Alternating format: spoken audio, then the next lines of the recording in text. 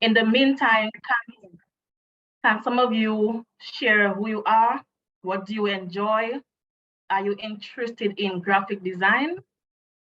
Just let me know.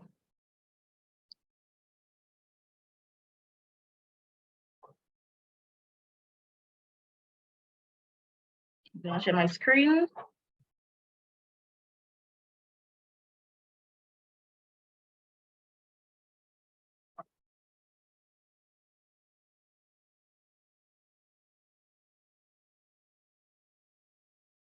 Okay, so can you guys see my screen? I'm gonna be looking over here because I have multiple screens. So just let me know if you can see my screen with a thumbs up, or you can unmute your mic. Yes, we are. Okay, awesome. So let me get right into it.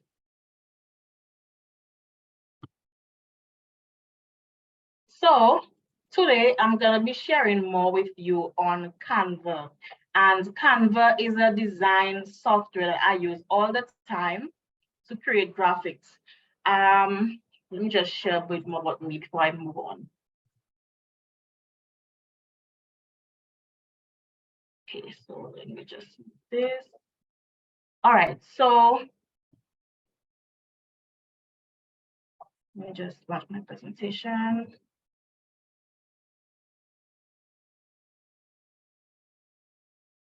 Okay, so this is me. So like I said, I am Medisha Augustine Casimir. I am 26 years old from Dominica, and I work as a full-time IT support technician for a group of companies, both in Dominica and St. Martin. So in my day job, I deal with help desk requests, whatever issues the users report to our help desk. I deal with that, including printers, servers, software, and so much more. It's a full-time job and it's very, let's say, challenging. However, I still find time to run my business, Apache Solutions, which offers digital marketing services, including social media management, graphic design, as well as website design. So if you're looking to get into this field, you can speak to me. I'm happy to answer any questions as we go along. So just feel free to unmute your mic or raise your hand if you have any questions or comments. I'm going to try to monitor the chat as much as possible. But if you don't see me answering, just raise your hand. I'm sorry, just unmute your mic and I'll be able to answer your question. So I have experience in graphic design. I started designing in 2019. So at first I was like, how can I make some money on the side? Because, you know, we need money, right, to survive. And sometimes your job may not be enough for that fulfillment. So my venture, my business started as a means to create additional income for myself. And over time, I gained additional skills that allowed me to really grow my business, to serve more people, and to kind of start a mission of becoming the Caribbean's digital marketing agency, right? So I have an experience, I have 4 years experience right now in design. I do have a certificate in Photoshop. However, I really love Canva. Like Canva is just amazing. And it's free for you guys as well. So if you're looking to start in design, it's a great way to learn and to practice your design skills. Okay. So let's begin. Let's jump right into it. I'm going to give you an overview of Canva and how to customize the templates, okay? So first off, when you launch your, sorry, any questions so far? You can follow along with me by going on to canva.com, and that's where all the magic happens. So just type in, if you have a computer right now, you're on a computer, just type in canva.com. Allows for greater versatility and freedom of expression, which results in custom and unique work that wows. Okay, so we have some feedback happening. Okay, so we're going to go on to canva.com and then we can sign in with our email address as well as a Facebook account or Google account. So for the interest of time, I'm already signed in to my account, okay? So when you sign into Canva, this is how it looks. we have an interface here that gives you a bunch of design tools. And we have the home page right there. So can you all see my home page? Just give me a thumbs up along the way if you can see my home page in Canva, or just tell me yes in the chat so I'm aware Yes. that you guys can see everything. Okay. Yeah. Okay, thank you so much. So this is the home page of Canva. And from there, we have different tools on the left side. We have home, we have projects. That's where you will create all your projects or see all your projects. We have different folders on the projects. And it's internet-based. So sometimes if your internet is slow, it might run a bit slow, okay? So just keep in mind that it is internet-based, it's web-based. We also have templates here. We have a brand hub. We have different apps as well that you can incorporate into your Canva, right? So as we go along, I'll be able to explain to you what exactly each of these will do. But for now, this is just an overview. So when you want to design something, right, Canva gives you the opportunity to customize a template, right? So you can go over here to search for a template. So let's say you want to create a flyer. You can simply type in flyer, and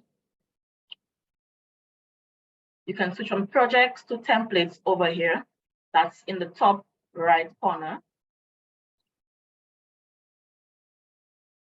And then it will load for you multiple flyer templates. So you can select a template easily by just clicking on it. It gives you a little preview. So you can choose from here if you want to continue or if you want to select another template. So let's say we want this template. I'm gonna go on customize right now. And then a new page will open for you with that template. So this is the Canva editor, and that's where you go to design all your graphics. All right. So we can change different elements of your design right here by simply clicking on it, clicking on anything, and we can change. So for example, if I want to change the text of this one, right? I can just put local business service, and right there, your text is changing Canva. We can also change colors by simply clicking on this element right here, and the color box will open at the top. So from there, you can choose different colors depending on what vibe you're going for. Okay. And we also have different templates. So it's not just about a flyer. If you type in, if you go back to your home page by clicking on the Canva logo, it takes you back to the home page.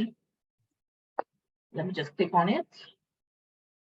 And from there, you can type in anything really. You can type in business card, switch to template, and you can choose from landscaping, from real estate, cleaning business card. Let's just click on enter, okay? So after I click on enter for the business card, you can see different templates showing up. And like I said before, you can just scroll down and select one that you really like, and then go ahead and customize it the same way. So normally I could choose something like this. It shows me everything that is involved. This one has 2 pages. They have other options as well. So I can click on these. Let's say I want to switch to this one. It gives me a preview of that one as well. So from there, click on customize. Same steps as before.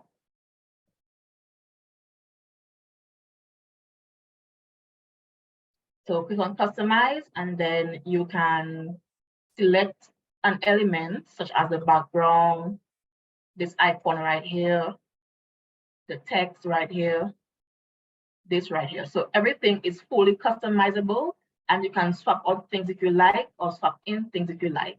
You can delete things by clicking on backspace or delete. So let's say I want to use my own logo. I can remove this one, enter my name here, right? So Medisha Augustine Casimir. I can decrease the size by dragging in the text here or going up on the font size, top panel, and entering my own custom size. I can change my title here. Right, and then I can also add in my phone number, my website, my email address, and my location. So this is basically how you customize a template in Canva. Okay, so from there, let's go back to our presentation. So any questions so far on customizing templates in Canva, or any questions about Canva in general?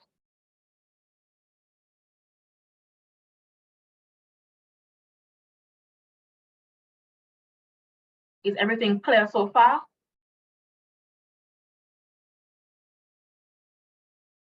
Yes, it is. Yeah. Okay, anybody has experience in Canva already, or is this new to all of you guys?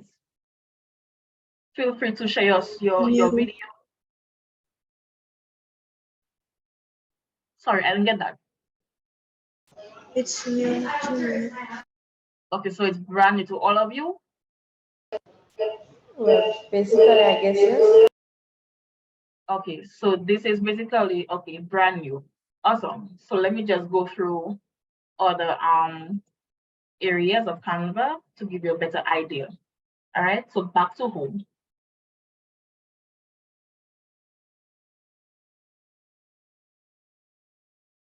So if you have a computer at your disposal right now, feel free to join in and we can design something together. I'm gonna go through different principles in a while, and then in the end, we're gonna design something special, okay? So like I said, Canva has lots of templates to use. So if you have any design that you want to create, it's a great tool to just pop in, select a template, and then customize. It really makes design easier for you, and it saves a lot of time, okay? So we have different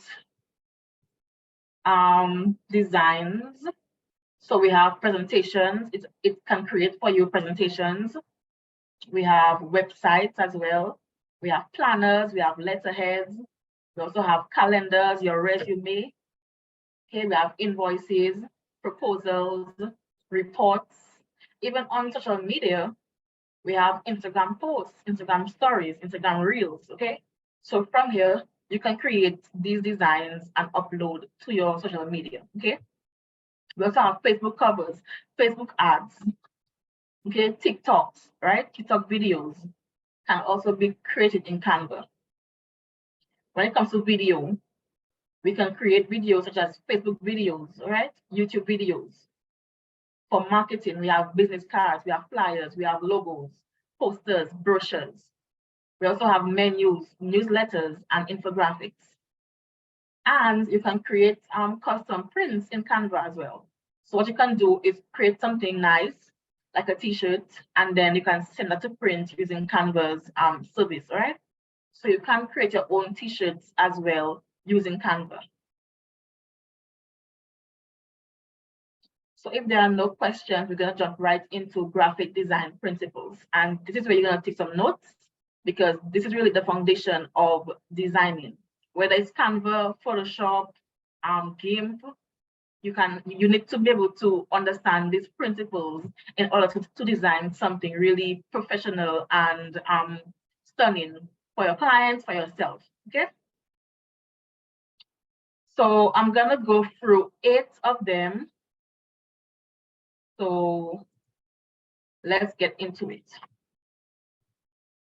So there are 8 principles, and they are scale, balance, contrast, rhythm, unity, movement, emphasis, and layout.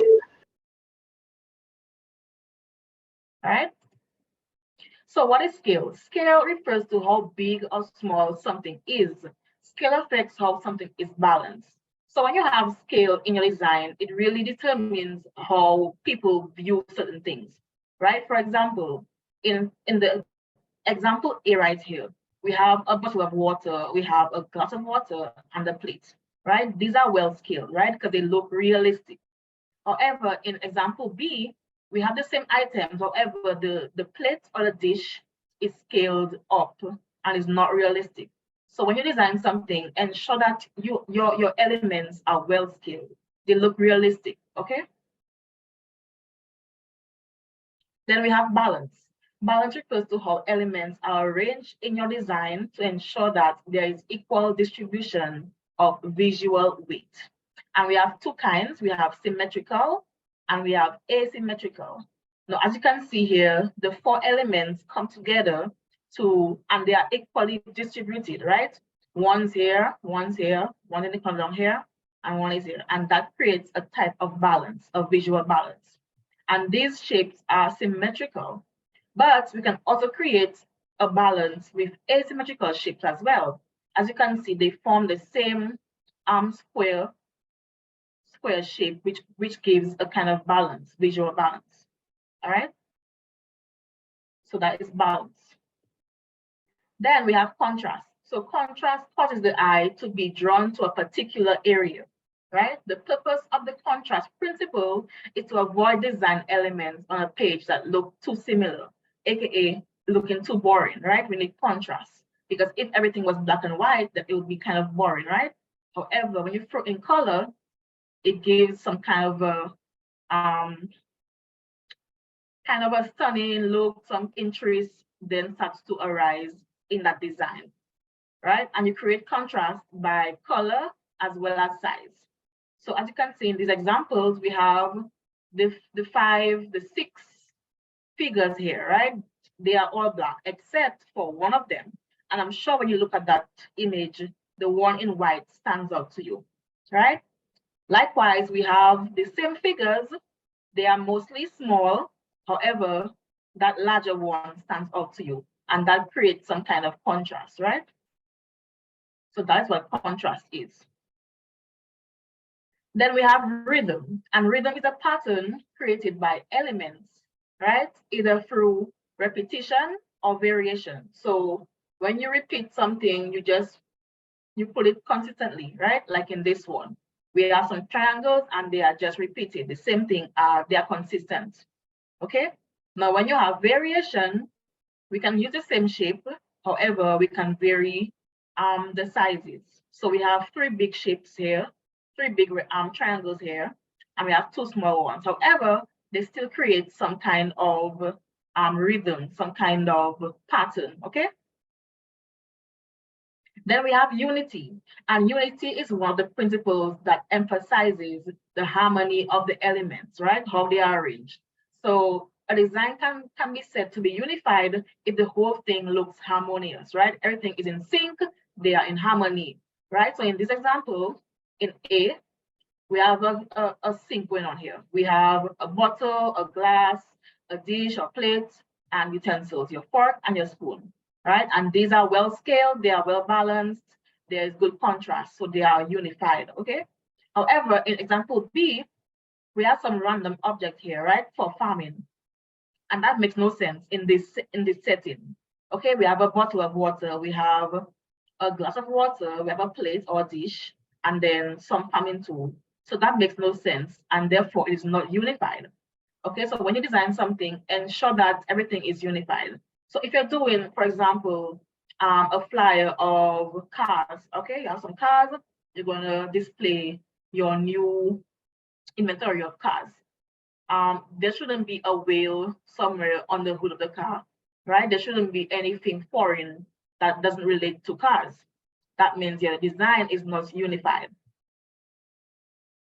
And then we have movement. And movement is how your eye moves throughout the design.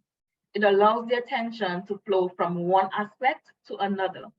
And as you can see here in this example, even though there is no real message going on, you can still move throughout the design. And that's because we have a few elements here that come together and show you how to look and where to look. So you can see it moves from, it goes up and then kind of down, or it goes up on both sides, right? Kind of like how the wind moves. That's movement. And then we have emphasis. And emphasis is the part of the design that catches the viewer's attention. And that can be created using contrast or scale, or even a break in a pattern, right? So we can emphasize things using contrast, like we discussed before, right? How big, contrast in color or in size.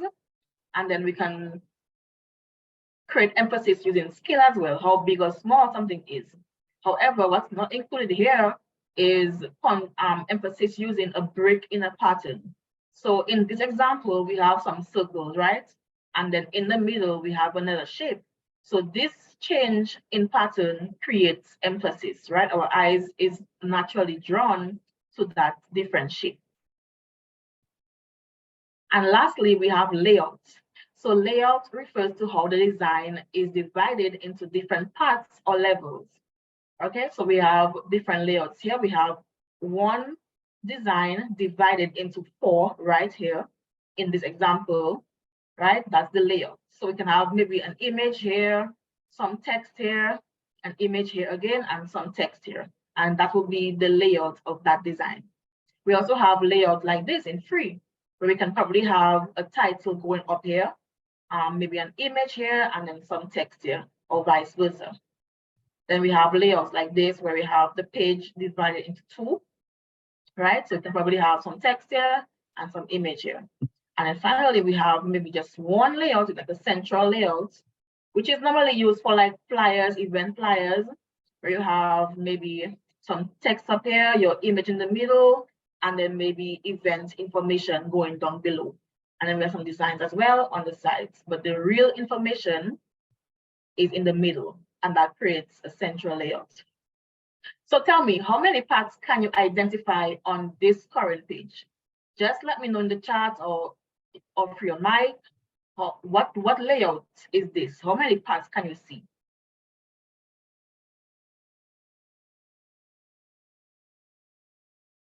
I'm gonna give you guys some time to just check it out and to drop in the comments or through your mic. Just give me your best guess.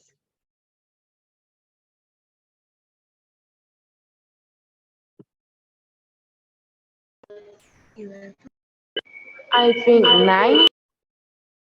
Okay, so someone said 9. Someone said 11. Anybody else? 10. Okay, so some saying 10. So here's a hint, it's less than 5.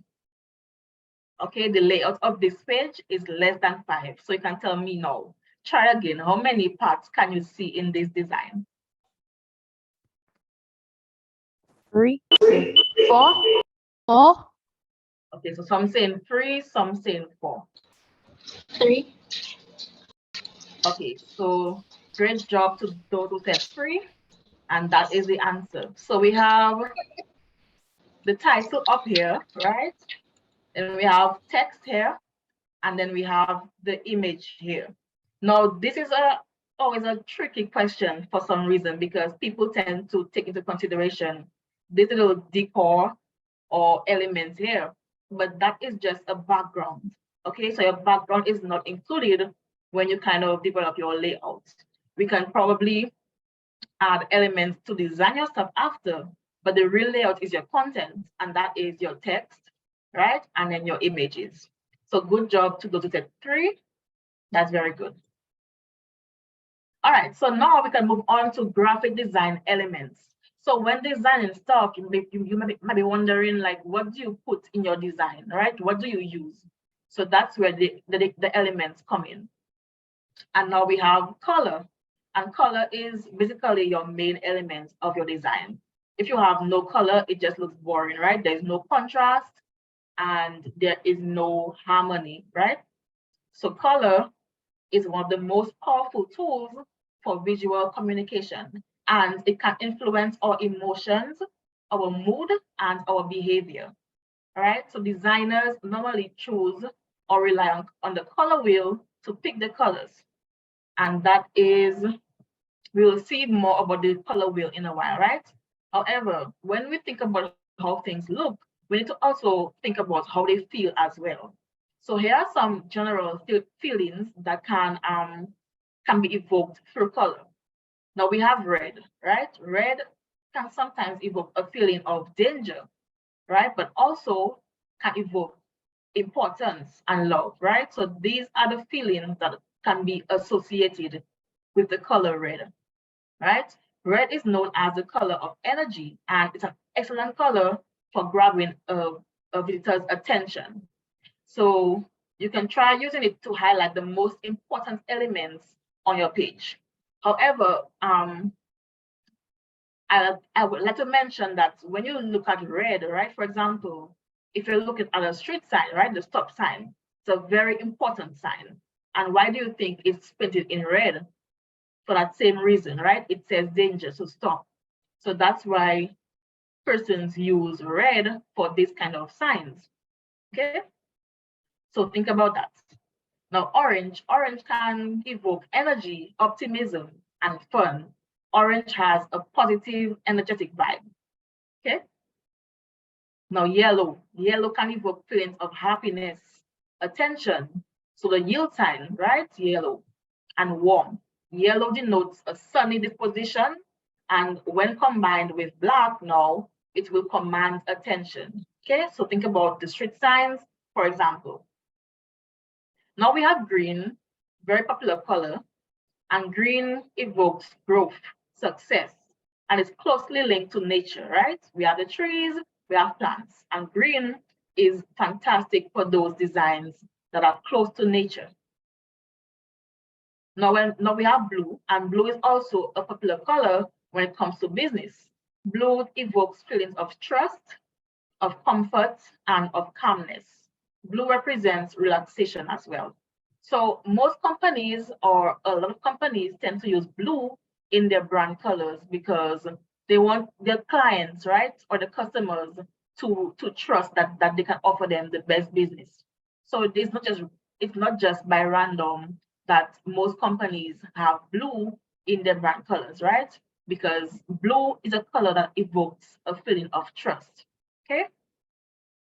Now we have purple, and although sometimes it can be linked to things like, funerals, but purple can also be a luxury color, okay? It evokes feelings of creativity and of wisdom. And also it could be some feeling of royalty as well, especially when used with gold, right? Gold and purple can evoke feelings of royalty as well. And then we have black, right? We have black, and that gives a feeling of power and sophistication as well as mystery, okay? Then lastly, we have white, and that evokes feelings of cleanliness, health, and innocence, okay? And we use this color normally to suggest a product safety, right? So safe products, normally white. So back to the color wheel, and the color wheel includes primary colors, secondary colors, as well as tertiary colors. So you can see them here. So the primary colors would be red, blue, as well as yellow. So there are 3 of them, okay? And then we have the secondary colors, which are a mixture of the primary colors. So we have red and blue mixed purple. So purple, therefore, is a secondary color. And I'm sure you guys will probably learn this at some stage, maybe through primary school or whatnot. Okay, so these are the colors of the color wheel, but it expands to so many because each color, for example, each primary color, for example, has different shades and different tints. So there are a number of colors within each level of color. So when choosing a color, here are some basic steps. We're gonna first choose a base color, right? Then the second step would be to determine the color scheme, and we'll see more on that in the next few slides. After we choose a base color and a color scheme, we're gonna then choose our accent colors to match that base color. And finally, we're gonna experiment with shades and tones. Maybe that green is too light. Maybe that blue is too dark. So we're gonna probably increase the brightness to give a different shade or tone, or decrease that brightness for a different shade or tone. And that's where shades and tones come in, right? How bright or dark the color is. So we have a few different schemes here, popular schemes of colors that designers use to create their design. So the first one, we have monochromatic, right? And this one is dictated by one color. Okay, so we have one color and then we have variations of tints and shades within that color scheme. So it's best used when you want to create a design with a simple and cohesive look. So very simple, very minimal, we can use a monochromatic color scheme. Then we have analogous or analogous. And this color scheme uses colors that are next to each other on the color wheel. So we have green, we have yellow, we have kind of orange here. And this is used probably in nature when you have different variations of color in nature, right? It's also used with a dominant color complemented by various other colors that kind of envelope on the wheel. So we have probably different shades of green, different shades of yellow, as well as orange. And now we have complementary colors. Kind of popular. So these colors are best used when you want to create high contrast, right? And make your design elements stand out. So contrast, stand out. They are opposite colors on the color wheel. So in this example here, we have yellow and then we have purple, which are directly opposite. So this creates a high contrast, right? They work well for creating emphasis and drawing attention to specific elements in a design. However, too much use of these colors, right, can also lead to a jarring and overwhelming effect. So it's very important to use them in moderation and balance with other colors. So then that's where we have the split complementary. And this one uses the same colors, kind of the same as the complementary, where it uses one main color on the wheel and then the two colors that are on either side of its complementary counterpart. So for example, we have the yellow here, right? So normally in the complementary color scheme, the next colors would have been the purple. However, in the split complementary, we choose the ones that are on either side of the purple. And in this case, we have the violet and we have the pink. So this would be split complementary. So it splits between these two, okay? So best use, this color scheme works well when you want to create a bold design with a strong contrast, but want to avoid the extreme contrast of the complementary color scheme. Now we have triadic, and triadic colors are a set of three colors that are evenly spaced apart on the color wheel, creating a triangle, okay? So they are best used when you want to create contrast and interest in your design while still maintaining balance. So when using the triadic colors, it's important to choose one color as a dominant color and the other two as accents to complement it. And then we have tetradic. So tetradic color scheme takes the triadic color scheme a step further by adding in one more color for a total of 4 colors. And these are usually two sets of complementary colors that are spaced out to form a rectangle, right? So rectangle. Tetradic color schemes work best when one color dominates and the other ones are used as accents, right? It is best used or often used in graphic design to create a bold and energetic look. And then lastly, we have the square color scheme. So the square color scheme is a combination of 4 colors evenly spaced on the color wheel, and then they create a square shape. The best way to use this scheme is to choose one color, like previously said, as the dominant color, and then use the other 3 as accents. So for example, if you have a design with a blue dominant color, you can use accents like green, yellow, and purple, okay? And the square color scheme is great for designs that require a variety of colors, but still in a sense of balance and harmony. So these are the color schemes. So I hope you guys got a chance to take some notes on what these color schemes are and how to best use them for when you create your designs. Now we have typography, right? Typography is the art of arranging your letters and text in a way that makes the copy, your text, your fonts, legible, clear, and visually appealing to the reader.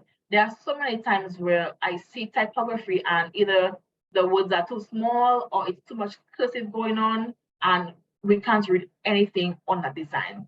Now, before I even go further, I would like to point out that design is basically a way to convey a message, right? And you're trying to gather elements and arrange these elements in a way that is effective to convey that message. So if you have typography that is not legible, right? You can't read it. It kind of takes away from that message, and from there you're unable to convey that message. Therefore, your design, it kind of makes no sense, right? Because you can't convey a message. So there are 3 types of fonts in typography, right? And we have serif, we have sans serif, and we have script fonts. So these are the kind of fonts we use in our design.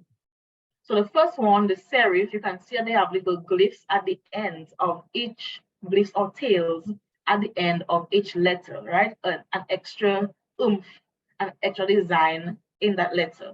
And these are serif fonts, okay? Then we have sans serif fonts with nothing. They're just plain, more used in the corporate world. It's really professional, it's just plain and easy for titles, right? To read titles like this one. It's a straight font. Now the serif fonts are more used in paragraphs, like to read paragraphs, to read books. We see a lot of serifs. Okay, so I'm reading the chat right now, making sure everybody is following. Okay, so typically we use serifs, right, with sans serif fonts. So these can be paired because we have one being extra and one being boring, right? So they can be paired, right? They are opposites. Now, if we have 2 extra fonts, right, they both have that oomph in them, we don't pair them because that'll make your typography too much and too hard to read. Okay, so we normally just pair these fonts together, your serif and your sans serif, or your sans serif and your script font together. And this can create a good font pairing that makes your text easy to read, legible, clear, and can convey your message. Now, when we have hierarchy, this means to arrange your design elements in the order you want your users to view them. So take a minute to look at this, right? Look at this. Read what's on screen. The first line you will read is this one, right? You will read this first, and then you will read this line next. You'll probably read this before the paragraph. Why? Because people hate to read, right? I've seen that behavior so many times when creating graphics, when creating websites. People, humans, they hate to read, right? And therefore, the chance we get to skip any paragraph, we'll take it. So normally we'll read this line first, we'll read this one next, we'll probably skip this whole paragraph, go on to here, and then maybe come back to this one. How many of you even saw this first line up here, right? And that is what hierarchy is. It's basically how you arrange your elements in the way that you want your viewers, your audience to view it. And we kind of incorporate things like scale and contrast when it comes to hierarchy, because that's what makes your text stand out. So the first line here is in bold and it's in orange. So it's very bright, it's very big. Therefore, our eyes are drawn to this side of the design.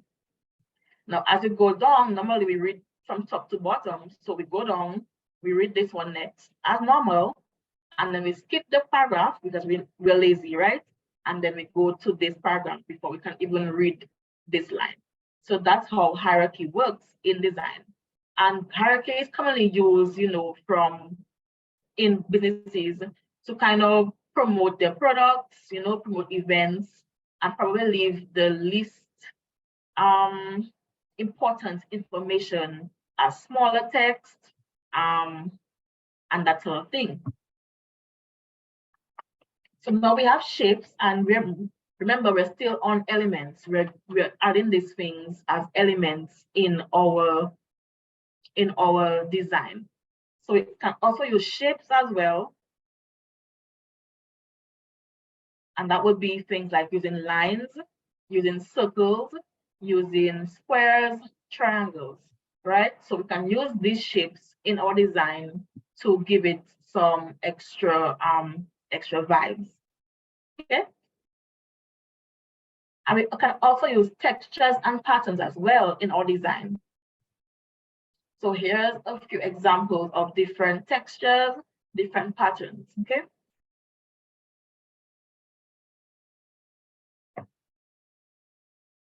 So typically I use patterns and textures sparingly because it can be a lot, right? And I use them most times as part of my background. I will see more of that when I actually design something for you guys.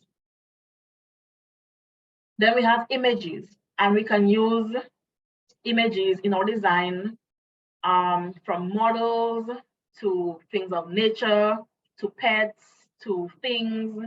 So we can use images to kind of give more about our design, to tell a story, okay? So let's create a design, finally. Let's create a design. So the way I design things can be completely different from how a next designer designs their stuff, right? Because everybody is different, everybody's workflow is different.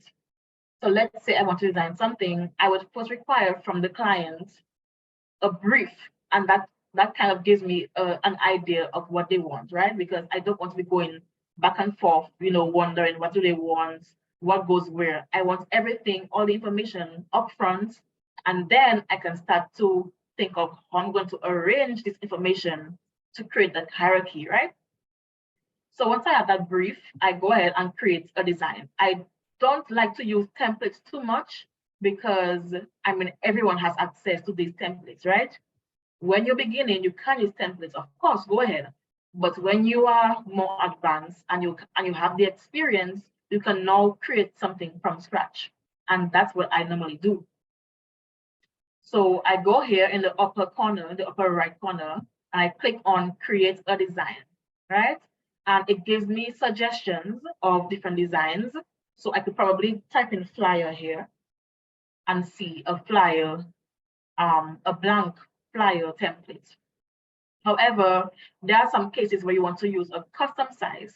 Like for me, I create custom size designs where I use 1350 by 1080 or 1080 by 1350 pixels, right? And this allows my client to upload the design on both Facebook as well as Instagram. So that's why I use custom sizes. So let me see which one. So this one here is your flyer size, and that's how I choose my custom size. So from there, I name my design up here, right? So I can name it client, whatever the client is, their name, and then underscore flyer, okay? So you name a design. And it's important to note that Canva saves your designs for you as you go along. So if your computer crashes, that's fine. It'll be there when you come back, okay? So I have a blank flyer staring at me right now, and I'm wondering, where do I even begin, right? So sometimes you may want to use different sites for inspiration. So a popular site is normally Pinterest, and you can go there for different inspiration, right? So let's say I want to create a flyer for food. I love food, right? So food flyers. So you can use these sites for inspiration as well as the Canva templates, right? For inspiration. So you can see that there are different food flyers, and you can see that they use a lot of bright colors, right? Appealing colors, they use a lot of imagery to show the food. So there's a lot of color in these flyers. So after you're done gathering inspiration, you can head back to your project and start creating. So I like to type in all my information first, right? And then add in my background and my elements once I have the information. But let's say I'm doing something from scratch. I have no idea what I'm going to do. I'm going to first enter my background. So I like orange. My favorite color is orange. So I would probably go on the photos, right? And look for an orange background. So as you can see, Canva gives you a range of orange background. You can choose which one you like. So remember, we're doing a food flyer, right? We're gonna probably say offering burgers now or offering wings now. We'll get there in a while. But our first step is to add a background. And you can simply drag the background from over here into your canvas, your blank canvas, okay? Okay, so I see a thumbs up. Let me know if it's going good so far. Let me know if you're following. If you're enjoying it, let me know. So we have our background here, right? And that's our first step. Now, probably want to include our text right now. So we press T on our keyboards, and that will bring up our fonts, right? By pressing T. So let's type in pancakes, right? Pancakes. Oops. So it's too big right now. We can change our size probably to something smaller. Let's try 20. That's too small. Let's try 50. And just watch how this transforms by adding elements, okay? Right now it's looking very sketchy, but we're gonna add elements, we're gonna add effects and make our design much better than this. So we have pancakes, and we're gonna put pancakes now served, right? So we have this thing here. So by now, I want to probably add my pancakes. So you go on the elements and look for pancakes. And let me see what pancakes Canva can give me. Okay, so we have some elements here. We have this. No, I don't like this. Let's look for some realistic pancakes. So if you want to something realistic, you can go on the photos where we got the background from, and can type in pancakes. And that should give us some realistic pancakes, right? Like these. So let's use this one, for example. It's bright, I like it, it's simple. The pancakes now served, okay? So there now, we're kind of one step further. Let us now adjust our text to something more bold. And we can click on the text right here, go on the top bar and switch our font to something that is more bold. So as we scroll along, we can use something like this, or typing actually, you can type into in bold. And you can see different bold fonts coming up. You can probably make it bolder, like this. Okay, that's fine for me. So I can now increase my size a bit, like this. And maybe, so that in that case here, we're gonna use a sans serif font, right? It's great for titles, for headlines, and then probably a script font below for now served. So we have script. I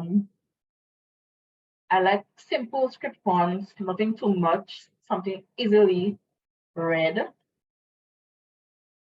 So let me see. I think the popular one I use this. So you can search for your fonts by your names as well. So let's try this one. Okay, awesome. Okay, so you can use this one and just increase the sizing. So you can see by now the different font pairing already makes your design, you know, one step better, right? So let's change to, I have to use white fonts, white colors. So bam, we have a white font and that already makes our design so much brighter, right? So we have pancakes now suit. Now for our font effects, we can use things like drop shadows or outlines, and that can be found under effects. So you first click on your text, go to effects, and you can see on the left side different styles. So we have shadows, we have lift, hollow, slice, and see how the text changes as you apply these effects. We have outlines. I'm going to use a drop shadow for now. Change the color to black, and that gives you a nice drop shadow, right? So you can increase the transparency, make it darker, maybe some more blur, and kind of, okay, so I see my time kind of running out. I'm gonna make quick. I'm gonna add some more. I'm gonna copy the same style by right-clicking, copy style, and add it to this, and just change back my text, my font, to what I had before, okay? So good. So we have two font styles right here, sans serif and script, and we can probably add a nice logo now. Let's see. So we can probably look for a logo design, something already made for the sake of time.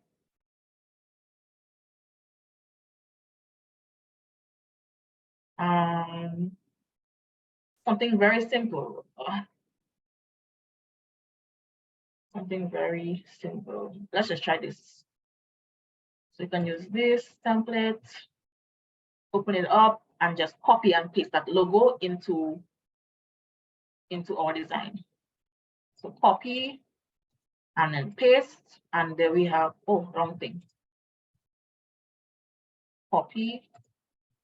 Let's try this again. Right, so our logo is up here. You can probably leave it like that.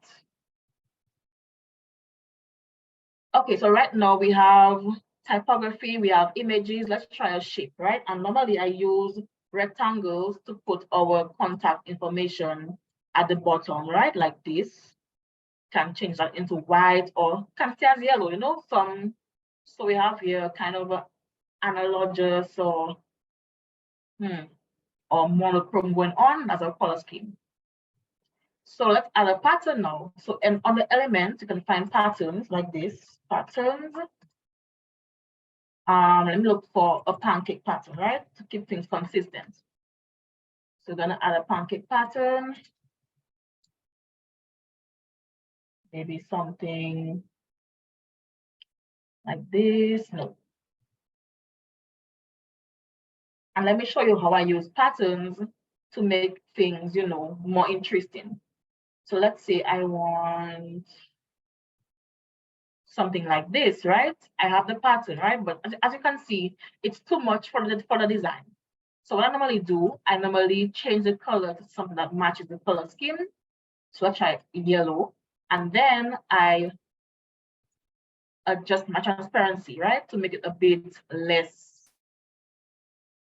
observant.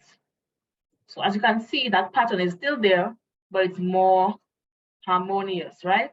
And then I can send that pattern at the back of everything to be part of my background, right? That's one. Let's add some fresh fruit now. Okay, so you can go on the elements or on the photos and look for fruits, right? Oh, nice. We have a nice fruit you can add to our pancakes to make things pop a little bit. You can add that here. How about blueberries? Type in some blueberries. Maybe this one can go, we can scale that down to match the size of our pancakes, right? So we scale down our fruits, make it more realistic, right? So it's well scaled. So these are our fruits. That's our pancakes. Now it's still missing some contact information. I'm gonna copy an existing one I have here for sake of time. And as you can see, we add our contact information at the bottom, right? And what else is missing? So sometimes it can stay as this, something very simple. It says pancakes now served.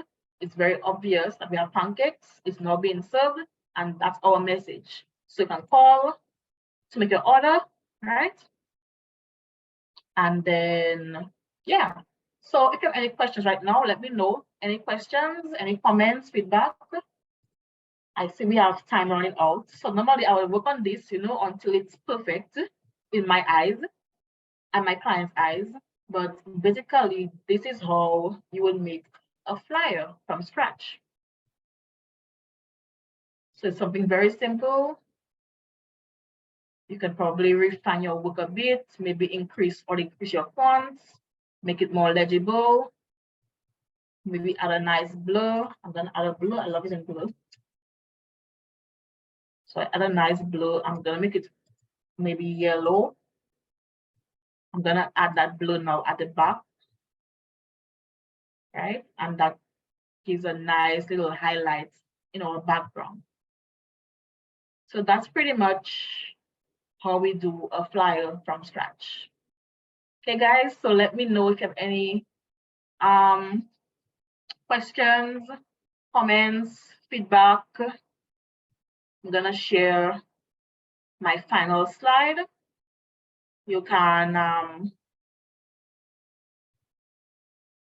get my information. You can scan my QR codes, find me on Instagram. I do have 2 pages, Apache Consulting, where I do social media management and give advice there. And I have my portfolio page on Instagram, which is Apache Designs, where I show my different designs, my logos, my flyers, my websites. So you can feel free to connect with me there, right? You can scan my QR code. It takes you right to my Instagram. I have my websites here. You can feel free to reach out to me. Any questions, any comments, any feedback, just let me know. But we're at the end now. And thank you for your time. Feel free to ask any questions. Please don't be shy. Oh, I have 2 minutes. Great. So we have 2 minutes for questions. Let me know. Any feedback? How did you find the class? Did you learn something new? Did you enjoy it? Did you hate it?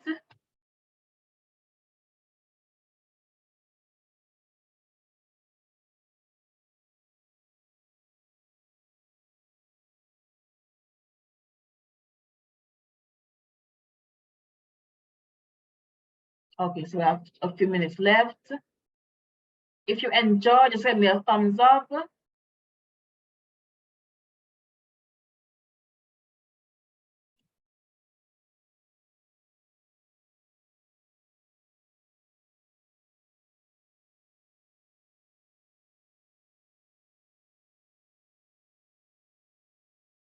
Okay, so you can leave all your questions in the comments.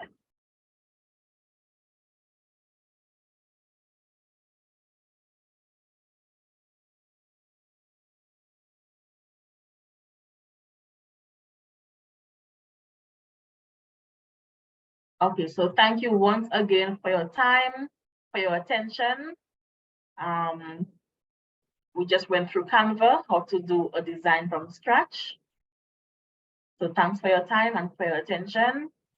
And I hope to be training you again soon, to go more in depth into Canva, because there are so many, so many different approaches to designs, to videos, right? You're welcome. I see comments coming in.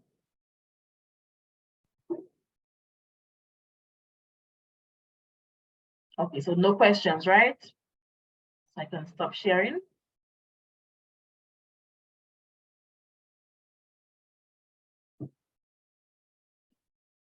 We have a hand up. Go ahead. Put your hands up. Okay, I wanted to ask. We got some feedback.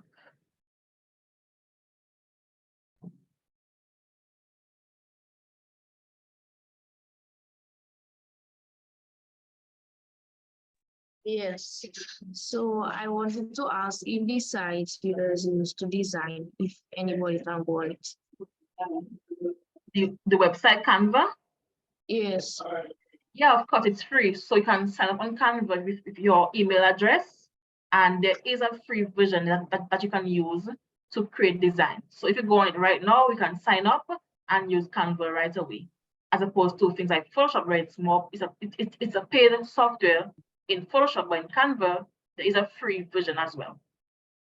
Okay. Thank you. You're welcome.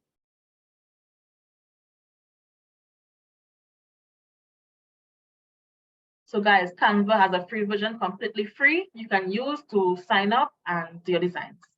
Thanks a lot for your time, and goodbye.